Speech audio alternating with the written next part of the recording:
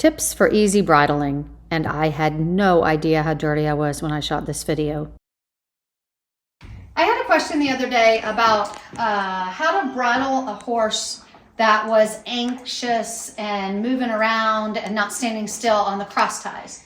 And I'm borrowing a client's horse today. I will say that just for this filming, I am just clipping on the rope halter. It doesn't bother me to clip on a rope halter because the cross ties break. But in general, I wouldn't put a horse on a cross tie in a rope halter, but I'm doing it because that's what we have today. So if my horse is not quiet like this horse is on cross ties, I definitely wouldn't want to add the bridle while the horse was on the cross ties. So I'm not going to address that problem. If the problem is that the horse can't be relaxed on cross ties, I'll shoot another video for you. But if the question really just is my horse is anxious and I need to bridle, step one, I would take my horse off cross ties. And so I'll do that here. If my horse is not able to stand quietly, then I need to review my patience game. Patience game is that if I stand here, that this horse, who couldn't do this an hour and a half ago because she was so loving and social, she was always on top of me. So we've worked on having her here. She says, well, maybe I'll try it.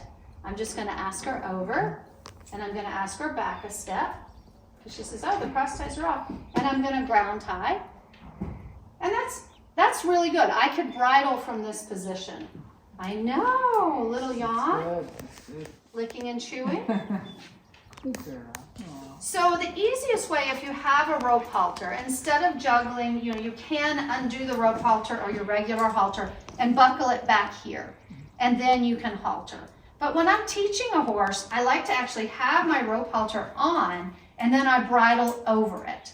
So this horse doesn't have a problem bridling. I haven't been able to find one that has a problem, so you'll have to humor me as we use her. In this case, a lot of times I do go ahead and put my reins over. This horse has already told me she's practically perfect for bridling because that's the position I want her in for bridling. I don't want to bridle this way, and I don't want to bridle chasing her that way. I want to bridle with her head tilted this way. And I am going to need to be able to bring this bridle up in front of her. So I need to be able to have my horse this way with my hand here. And you can see with the rope halter, I have a tool to do that. She took her head away. She's pawing and getting impatient, which is great for our demo. With that paw, I'm gently going to use the rope halter to back her a step. Place my hand here. The reins are already over her neck. Next step is, can I bring my bridle into this position and my horse stay quiet? If I cannot, I'm going to stay here till my horse is quiet. Then I'm going to take it off and I'm going to move their feet. So this step is going to be about bring your nose over here, a little more. My hand needs to go here. I drop my rope, that's okay. My bridle needs to go here. And my horse still needs to keep their head here. This horse is actually making it look very easy. If I have a cavesson, I may just pick that cavesson up so it's out of the way. And for bridling, I'm going to hook my thumb through the bit and I'm going to place the palm under it. I am going to reach under, and then I can take my thumb if need be, and I can ask my horse to open their mouth, and I gently can raise it up with this other hand. If the horse pulled their head that way, I still have this tool to bring him back this way. And if my horse was quiet to this part and I previously had a problem, I would slowly lower this. She's like, what? We're done already? So this is great because this horse is accepting. There, she spit it out. I would take it off, and then I could even go for a walk and come back. I want to break it down into positive reinforcement steps. But this horse obviously doesn't have a big problem. I'm still asking around to find a horse that has problems. But ultimately, here, there we go, there's a problem. She said, you have one chance and that was it. Now I've lost my attention.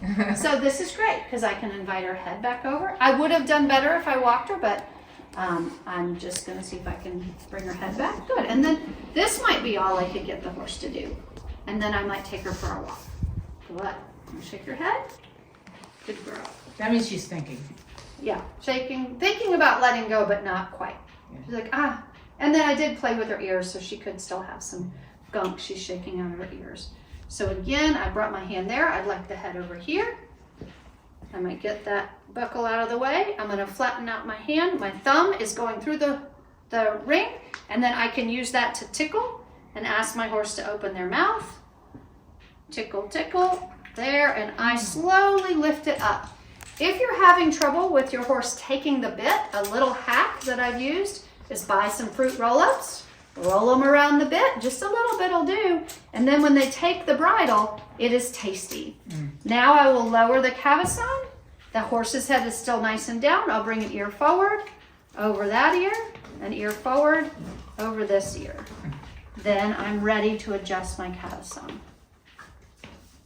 When it comes time to take the bridle off, undo everything, loosen the cavesson, and then I am able to take the bridle off.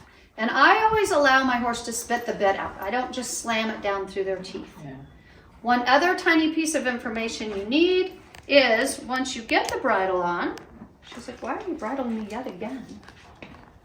Once I get the bridle on and I'm ready to go, get this out of your eyes, we'll pretend we're ready to go. How do you get the rope halter off? So if you want to come to the side, I think the light's pretty decent. Is it decent? I'm going to undo the halter here, take it off both sides. I haven't done my cavesson. It makes it easier. You can do the cavesson if you go around the halter. But now to get the rope halter off, all I have to do is bring it over the nose